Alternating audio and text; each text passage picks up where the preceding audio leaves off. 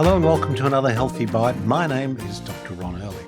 I'd like to acknowledge the traditional custodians of the land on which I'm recording this podcast, the Gadigal people of the Eora Nation, and pay my respects to their elders, past, present and emerging. Well, this week we had the opportunity to speak to Dr David Penn. Now, David is a dentist in Sydney, Australia, but he is not just any dentist. He is an innovator, he's an entrepreneur, he has been at the cutting edge of new technology for over 20 or 30 years, really. And it's a fascinating conversation for me to have and for you to listen to, I hope, because it gave you an idea of where we were heading in the world of dentistry. And it was surprising to me 20 years ago to have incorporated computers into my practice. Yes, a dentist working on a computer. But where we are headed in the future, as David outlined, was for small little robots to be used, to be placed no bigger than a little cap to be placed over a tooth that would make it possible to restore a tooth, remove decay, and then restore a tooth without anesthetic and be done instantly. And that's an extraordinary vision, and also the whole idea of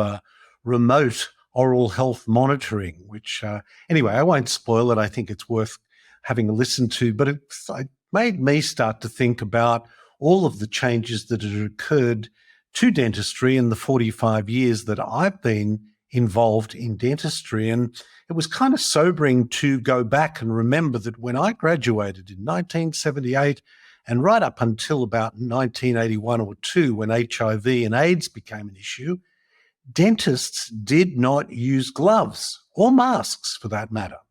In fact, I remember very early on in my career not even wearing protective eyewear, and that was quite important. I attended a lecture given by an ophthalmic surgeon just shortly after I graduated who showed retinoscope pictures of dentists' eyes. Now, a dentist picks up a drill and drills out fillings, and those fillings were often metal, silver, mercury fillings, or gold.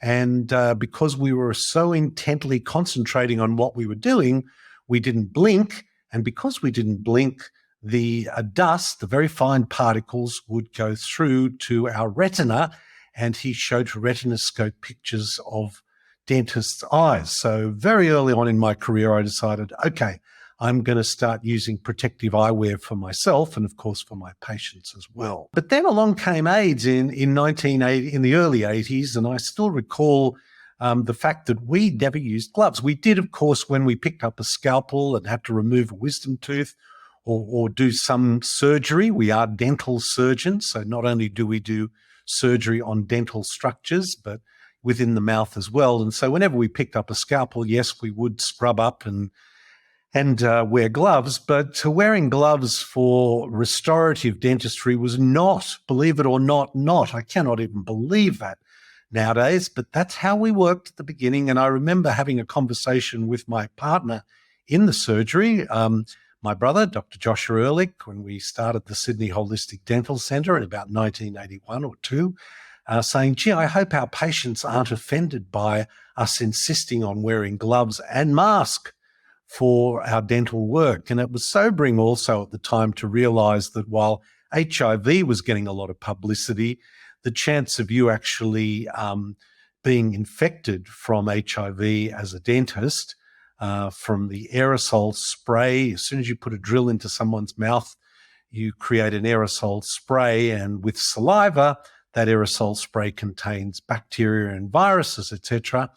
But it was sobering to learn at that point that actually the big risk was hepatitis B. You only needed to be exposed to a drop of saliva with hepatitis B in it, and there was a chance you, as a dentist or dental nurse, could be infected. So HIV was kind of normalized and made the use of gloves and masks an everyday part of our practice. And that was taking us right up until about 1983. And while wearing masks, gloves and glasses was a major breakthrough at the time, now I'm talking again in the late 70s, the way all instruments were sterilized was in boiling water. And you'd put the instrument, you'd scrub them to make sure there was no debris or blood on any instrument, and then you'd put them into boiling water for 15 or 20 minutes, and that was it. Well, things have changed very dramatically now. Now, every instrument in our practice is tracked with a barcode. Firstly, it goes through a scrubbing procedure. Then it sits in an ultrasonic cleaner, which vibrates any microscopic material off. Then it's dried. Then it's put into a bag, and then it's put into an autoclave. Now, an autoclave is sterilization via both temperature and pressure. And everything can go through that. And usually it goes through about a 40 to 45 minute cycle. And every instrument can be tracked and validated that it has gone through that procedure. So our surgery, the Sydney Holistic Dental Centres, all the instruments are bagged, all the instruments are barcoded. So when a patient sits down and we open a bag of instrument, any instrument, and many of the instruments are bagged individually, a barcode is read, so the tracking for every sterilization, every instrument can be tracked. And that is almost hospital grade kind of a sterilization procedure. We have 3 autoclaves going all day long.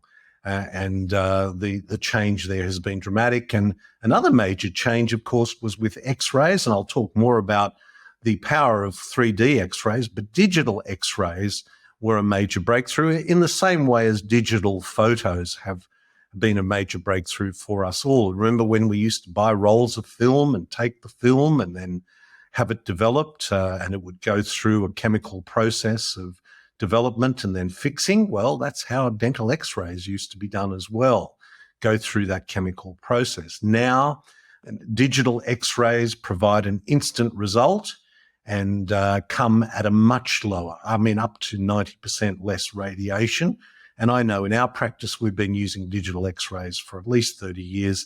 And the introduction in the last 10 or 15 years of 3D X-rays has been revolutionary in our ability to diagnose. I'll talk more about that later.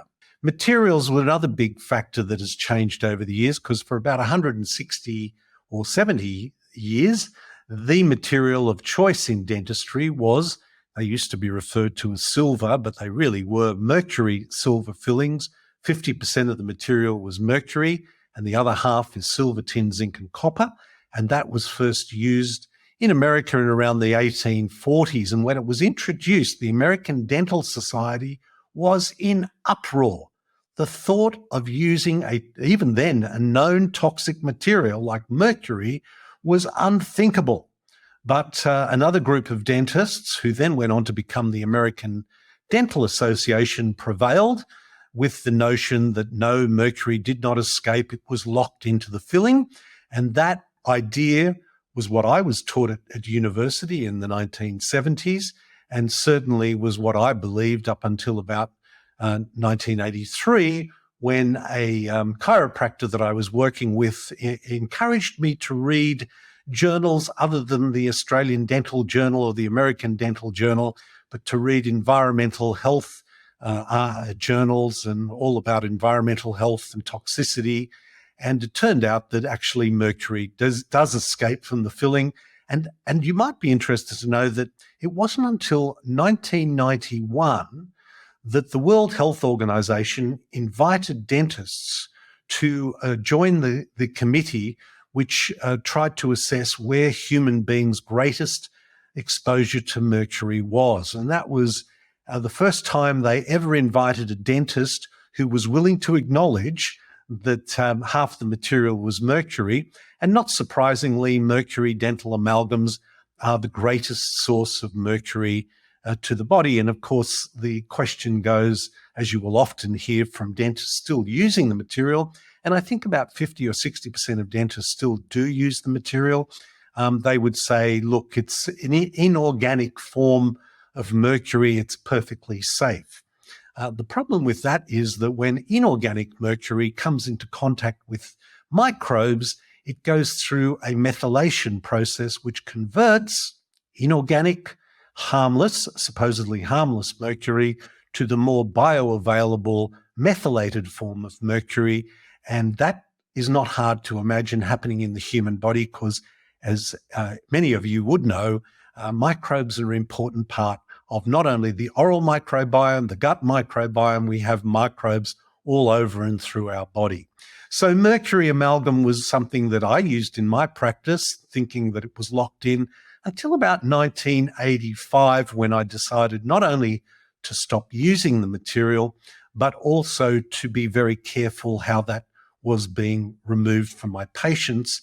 And by that I meant I started to use a dental rubber dam, which is more or less like a diaphragm that you punch a hole into, and a tooth that you're working on protrudes through that hole, so it protects the airway and the tissues of the patient. And of course, as soon as you put a drill onto a mercury filling, you then create a mercury vapor, and you don't want that to be inhaled through a patient's nose because that is a shortcut to the brain.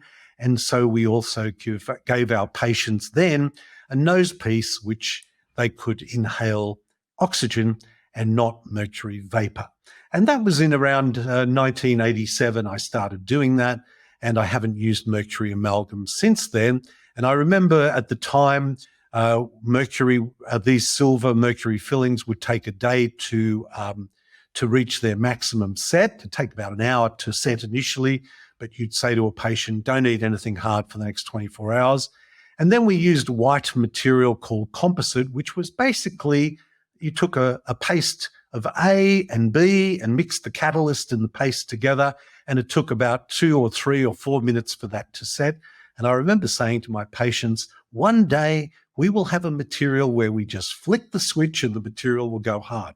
Well, I wish I'd invented that material, because that material did come along in the 1990s, and we used what's called light-cured materials. So materials really have been a revolution in dentistry over the time that I've been in practice, and not only materials, but the ability of those materials to bond to tooth structure and seal off the join between the filling and the tooth. And the other thing about mercury is not only was it a very cheap and easy material to use, and going back to the 1840s, the best material would have been gold, but not many people could afford gold. So when something like mercury silver amalgam, or it was just called silver amalgam because you couldn't sell a material to a person that had mercury, so it was always referred to as silver amalgam fillings, but they always contained 50% mercury.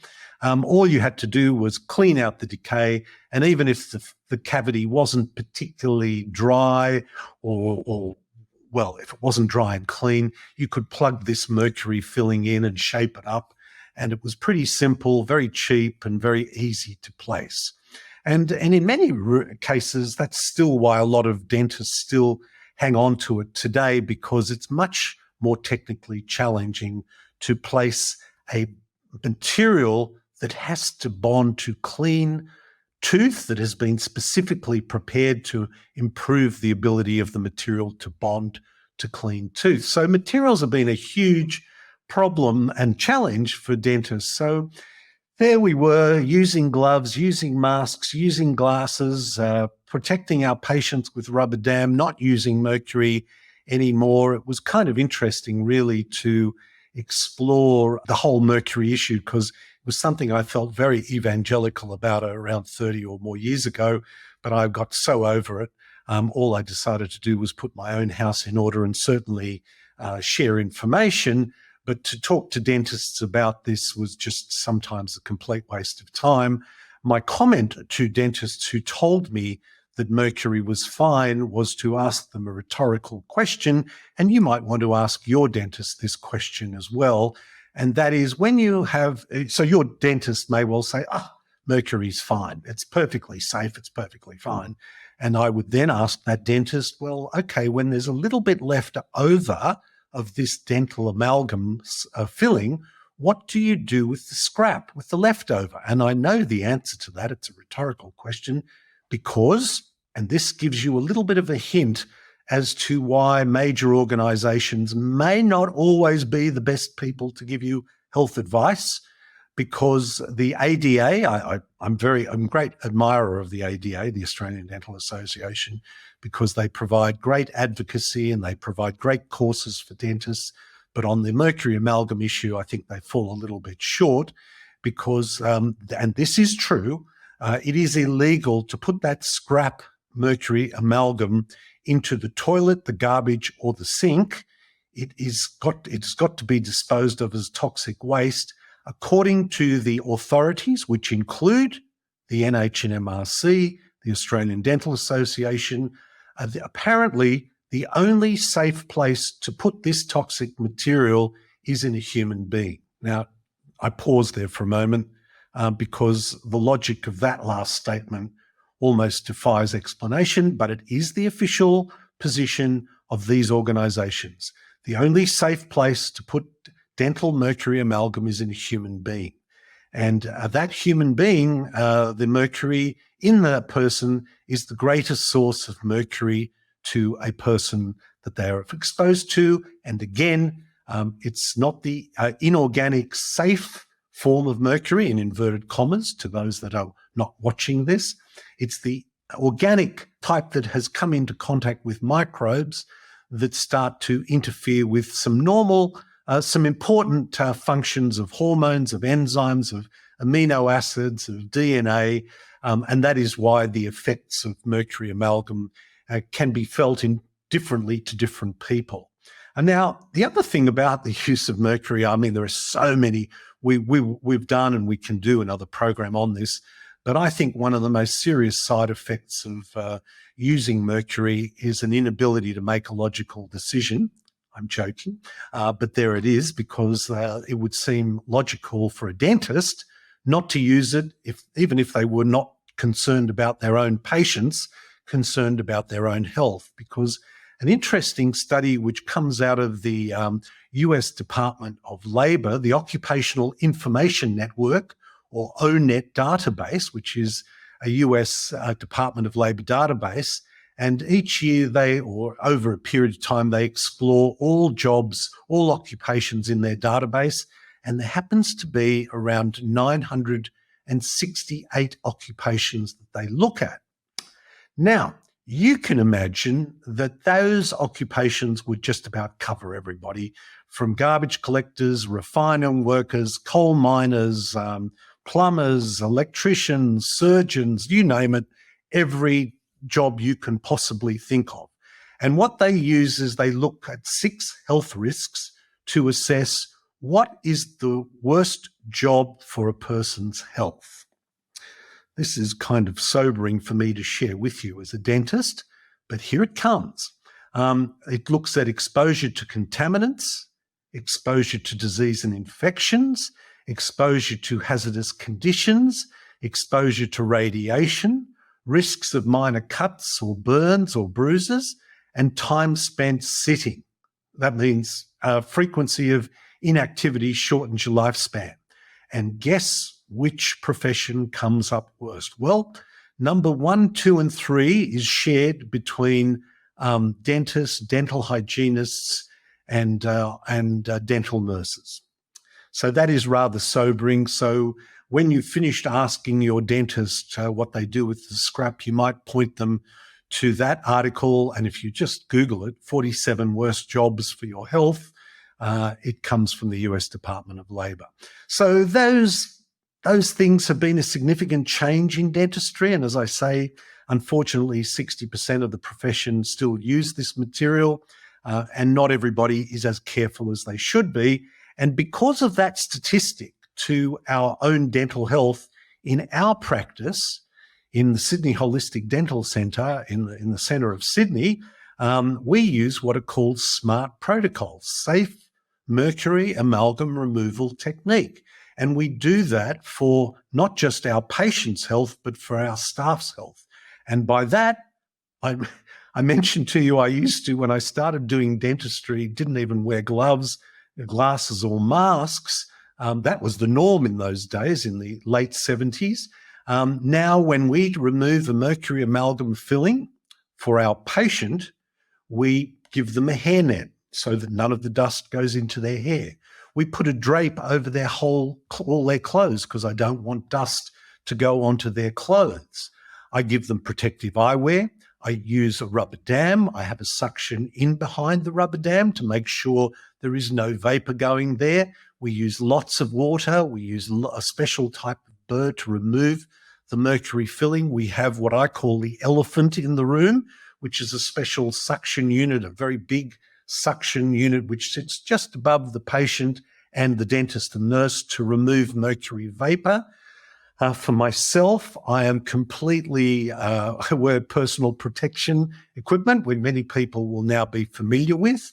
I actually do wear a gas mask, which has particular mercury filters in it. I drape my hair. I drape I wear a special cloak over my scrubs. So we take a great deal of care about how we do that, not just for our patients' health, but for our staff's health. When we saw that statistic, which has now been available for the last 5 or 10 years, we took that very, very seriously.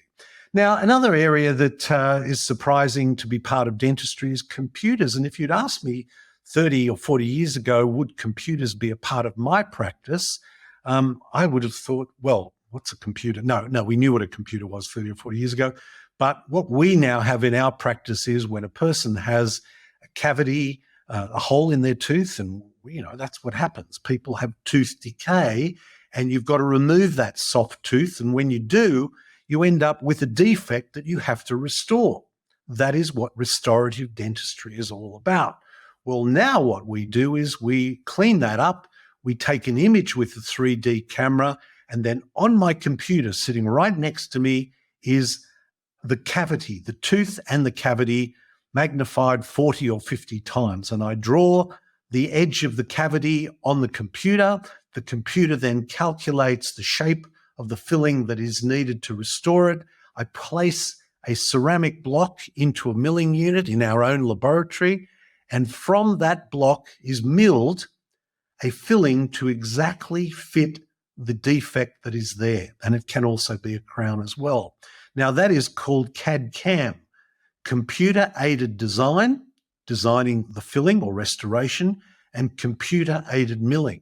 So that's part of what's changed as well. So not only do the materials go hard instantly with the flick of a light, because now materials have built into them a catalyst that is sensitive to that frequency of light. So within 5 seconds, the material goes hard.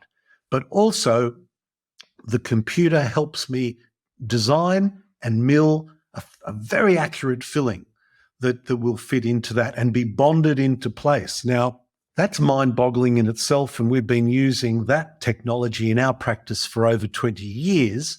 But even more mind-boggling than that is the discussion we had with Dr. David Penn in this week's episode, which looked at the technology that he's been working on called a Dentroid, which takes that whole system and miniaturizes it to the point that it can just fit over a tooth, and instead of a drill, a laser is used to clean out the decay. And not only that, but the cameras within that little unit give you a far more accurate assessment of how much tooth actually needs to be removed. So where we are going in dentistry is quite mind-boggling.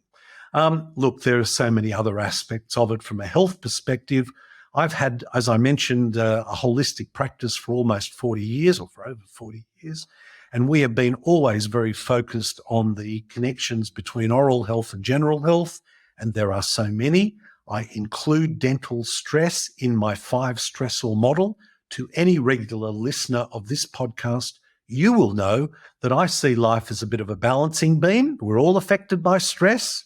Yes, nothing new there, but I define stress as anything that has the potential to compromise your immune function and promote chronic inflammation, because it's those two things that are the common denominators in all disease. And I came to that model through the treatment of tension or stress-related headaches, but it is equally applicable to health or any disease. And so anything that has the potential to compromise immune function and promote chronic inflammation is a stress in our modern world, and I look at 5 stressors. And that's what we explore in this podcast. That's what we explore in our Unstress Health platform. And that's what I've explored for 40 years in my practice and have written about in my book, A Life Less Stressed. And those 5 stressors are emotional stress, nutritional stress, environmental stress, postural stress, and dental stress. And I include dental stress for not only the toxicity issues that I've explained, but also the 2 most common infections, tooth decay and gum disease. Gum disease is linked to so many systemic health problems that the link between oral health and general health is now accepted almost universally through the dental profession. So the dental profession has come a long way, and if your dentist doesn't call themselves a holistic dentist, that doesn't necessarily mean they aren't holistic in their thinking. And the profession has come a long, long way. It's not just infections that are an issue, it's also how well you breathe, and that then affects how well you sleep. And to any regular listener of my podcast will know the size and shape of your mouth determines the size and shape of your upper airway. And because 95% of us, including myself, in the modern world do not have enough room for all of the teeth we have evolved to have, that means we have narrow jaws and crowded teeth. And here I am in my 60s, just going through an expansion process. Yes, Dr. Ted Belfour, if you listen to that, the Homeo block inspired me, and I am going through exactly what James Nestor from Breathe went through. And I thought to myself, listen, I'm only 67 years old. It's never too late for me to fulfill my epigenetic potential. So I am literally going through a very slow but very measured expansion program for my upper jaw to increase my upper airway. So that's another reason why I've included dental stress in that stress model. And then we go into the toxicity issues of dental materials. We go into chronic pain as well. So that is one side of the balancing beam. The other side of the balancing beam is to build resilience by focusing on the 5 pillars of health. Notice the way I've dealt with everything in 5s. I've only got 5 fingers on each hand, so it's all I could cope with. So 5 pillars of health include sleep, breathe, nourish, move, and think. And I would always consider sleep and breathe to be foundational. And that is something that we are very involved with in our practice and something that is very important and actually in our Unstress Health platform is foundational.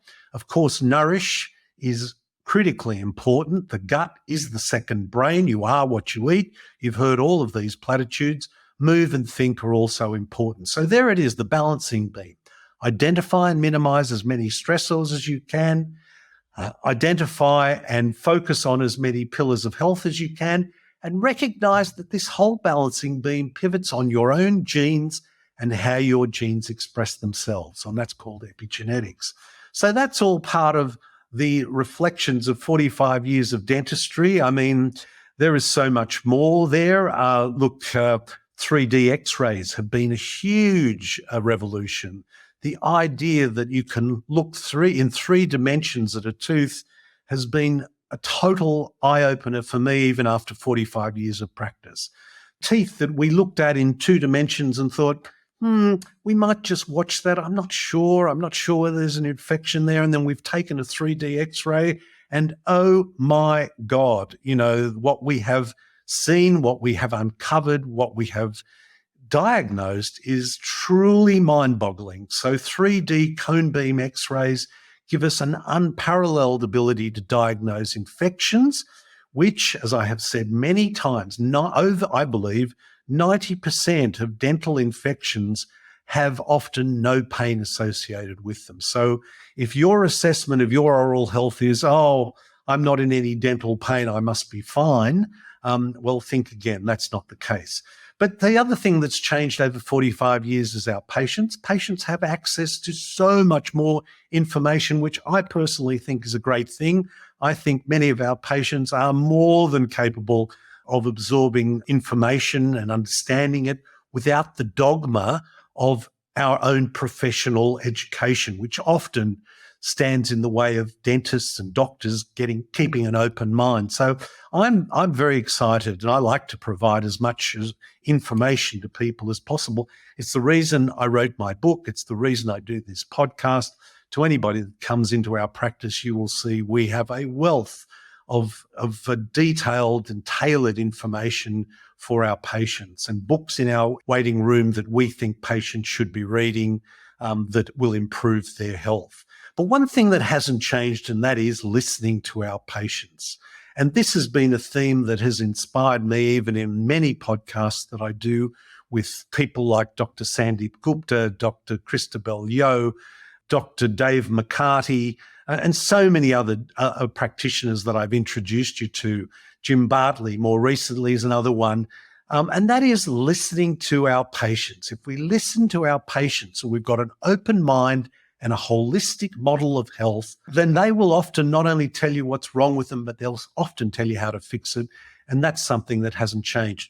But this week has been a week of reflection, not only being able to look at where dentistry has come from and going to in the future, but for me to take a step back and think about how things have changed over 45 years. So I thought I would share that with you, because all of you listening to this have at some point in your life, and I hope regularly, you should be seeing your dentist you should certainly be seeing your hygienist 6 to 12 monthly for a clean, and your dentist at least 12 monthly for a checkup. But I hope this has stimulated some additional interest in your oral health and your dentist's own life. I hope this finds you well. Until next time, this is Dr. Ron Ehrlich.